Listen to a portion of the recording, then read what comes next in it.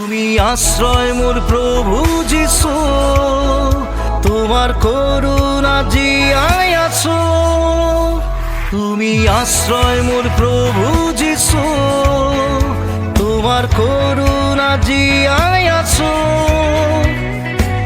খোদায় প্রার্থনা করিম, স্তুতি আর গান করিম, তোমারে সেৱা কৰিম, মই তোমাৰে সেৱা কৰিম। মহান ত্ৰাণকৰ্তা প্ৰভু যীশু খ্ৰীষ্টৰ নামত আপোনাক অভিনন্দন। পবিত্ৰ বাইবেলৰ মথিয়ে লিখা শুভবাৰ্তা 3 অধ্যায় 13 পদত আমি এইদৰে পঢ়িবলৈ পাওঁ, যেতিয়া যীশু যোহনৰ দ্বাৰাই বাপ্তাইজিত হ'বলৈ গালিলৰ পৰা জৰ্দানলৈ তেওঁৰ ওচৰলৈ আহিল। জৰ্দান নদীত যোহন মন পালটনৰ বাপ্তিস্মা দি আছিল। সেই সময়ত প্ৰভু যীশুৱে গালিলৰ পৰা বাপ্তিস্মা ল'বলৈ যোহনৰ ওচৰলৈ আহিল। প্ৰভু যীশু নিৰ্দোষ ও নিষ্কলংক আছিল। পাপী মানুহেহে মন পালটন কৰে। তেন্তে প্ৰভু যীশু বাপ্তিস্মা কিয় ল'লে?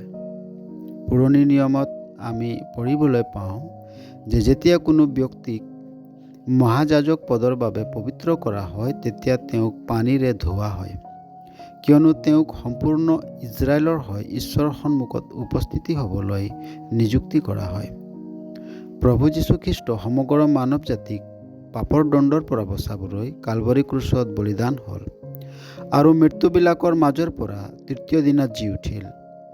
সেই সকলো মানুহ যিবিলাকে প্ৰভু যীশুক বিশ্বাস কৰে, তেওঁবিলাকৰ পক্ষত থিয় হ'বলৈ ও স্মৰণ কৰিবলৈ তেওঁ স্বৰ্গত উপস্থিত আছে। আৰু এইটোৱেই হৈছে এজন মহাযাজকৰ কৰিব লগা কৰ্ম। আজিও তেওঁ স্বৰ্গত আপোনাৰ বাবে এজন মহাযাজকৰ কৰ্ম কৰিবলৈ সাজু আছে। আপুনি তেওঁক বিশ্বাস কৰিবলৈ সাজুনে? ধন্যবাদ।